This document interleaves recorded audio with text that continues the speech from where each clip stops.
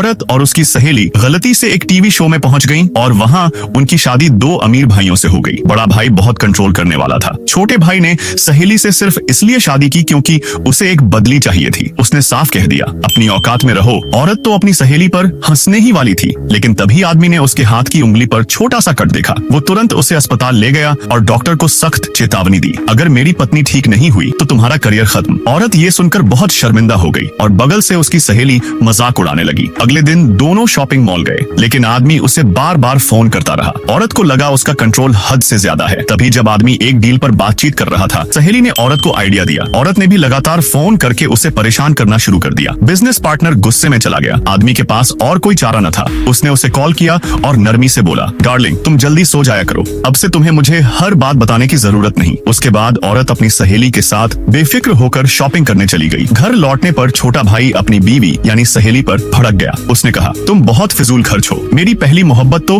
कभी पैसे यूं बर्बाद नहीं करती थी। असल में छोटे भाई की पहली मोहब्बत एक हादसे में मर चुकी थी। अब वह जबरदस्ती चाहता था कि उसकी बीवी बिल्कुल उसी की आदतें अपनाए। तभी औरत ने सहेली को सलाह दी, आज रात तुम भूत बनकर उसे डराओ। रात को जब छोटा भाई सो रहा था, सहेली ने भूत का नाटक किया। वो इतना डर गया कि बेहोश हो गया। अगले दिन होश आने पर सहेली ने कहा, मैं अब उसकी पहली मोहब्बत वाले कपड़े पहनूंगी। छोटा भाई तुरंत घबरा गया और बोला, नहीं, अब से तुम जैसी हो वैसी ही रहो। कुछ दिन बाद सास दोनों बहुओं से मिलने आई। छोटे भाई ने रो रो कर कहा, हमें तो रोज तंग किया जाता है। औरत ने चुपके से सहेली से कहा, अब अगली कहानी ये होगी कि सास हमें पैसे देकर कहेगी कि घर छोड़ दो।